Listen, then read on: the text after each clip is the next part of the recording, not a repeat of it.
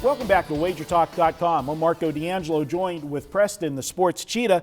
And in the coming weeks here at Wager Talk, we're going to start doing some series where we're talking more concept and handicapping other than just giving you free picks. I know you guys love the free picks, but we also want to, they say you teach somebody to fish, they can feed themselves every day. So we're going to try to do that. And on this particular video, Preston, we're going to talk about some tips for in-game wagering and second-half wagering. And that's, a specialty in itself because, things obviously change as the game progresses. And I know this is something that you love to do, and you're doing it a lot, and especially with the second-half wagers. But for guys that are just getting started, maybe don't play in-game as much, what are some of the things that you look at when you're watching a game that's going to get you to jump in before halftime, when after the start of the game? Sure. There's so many small little intricate things that you pick up, especially in the NBA or in basketball.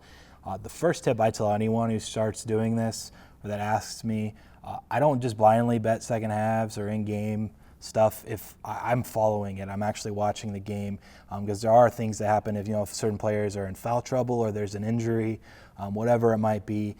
I need to be following that. I'm not just going to bet a line because it's better adjusted. It's better adjusted than it was before the game, so it must be value. Not necessarily. So you need to be paying attention.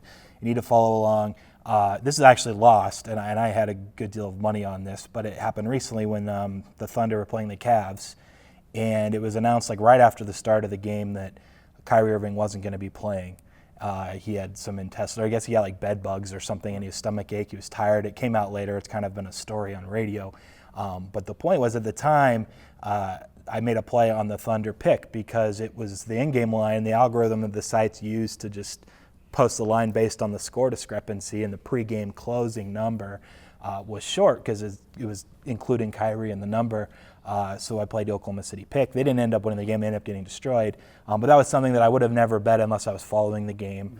If you weren't following the game and then you bet the Cavs, it would have worked out, but it might have actually been 2 points worse than it should have been because they were out one of their star players. So that's definitely, I guess, a good starting point to do this. Is I think only do it for the games you're following along closely and you have an idea and feel for what's going on. Now, sometimes, there are teams that have tendencies. They have personalities to them. Sometimes you'll have a team that has a tendency to start fast, or maybe the other direction, notoriously slow starters. Do you ever see a team that, maybe that you've watched over and over again that comes out of the blocks a little slow, so maybe they're going to be down 6 to 8 points early in a ball game that's going to adjust the number? Will you jump in and get that team? Yeah, the last month or so we've backed the Denver Nuggets in the second half quite a bit. And a few times I bet them in game maybe before the half ended or once the third quarter started, because in the fourth quarters they've been stronger. You can go. It's actually pretty wild to look, but at home you can look at their first half versus second half box scores, and it's incredible. They'll be down double digits almost. They had a stretch of 7 games right before the All-Star break at home. They covered the first 6 in the second half against the spread. The 7th one they lost by a half point. We played 4 in a row of those. But the reason for backing people the second half in altitude, maybe. This is the point, though, is whether it actually is affecting the opponent that they're playing in Denver and the altitude. The Denver Nuggets players believe that it is. And because they believe they have an advantage in those second halves, they're more confident, they're playing better. This particular team, as of this point in time, they're young and athletic, so that's an advantage to them. So they've been playing much, much better in these second halves, especially fourth quarters. So the Nuggets as a team, I guess, when they're at home, starting slow, working there. I guess the Kings just happened the other night. We were on the Nuggets second half. They were down 11 or 12, only lost by 4, so they covered that second half spread. So they're a team to keep an eye on when they're playing at home.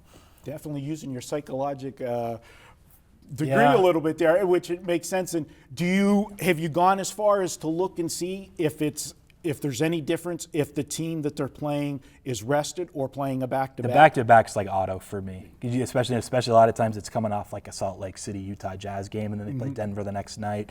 If that's the case, I wait on it and just play second half blind almost, just because Denver, not only is it a pretty good adjusted number and all the math says that it's the right play too, but you're also getting that help that Sacramento or whoever it might be. In Sacramento's case, they weren't a back-to-back, but yeah, you're getting that extra fatigue issue for their opponent. All right, good stuff. And we're going to, if you like this, hey, reach out. Tell us on Twitter that you want to see more videos like this, and we're going to probably be doing some question and answer ones where we'll throw the questions out in Twitter, and you guys can ask them, and we'll answer them here on the show each week. So, and if you like second half wagers and you can't do it yourself, you want to get a professional, this is the guy to check out. He's got a second half text service. It's the only way you can do it because we're talking about time being an issue. Sign up at wagertalk.com. You can get Cheetah's second half plays. They'll be text directly to your phone as he's making the plays every night, and you can get 30 days for just $99. Check it out at wagertalk.com. We'll be back with more here in college and pro action here at wagertalk.com.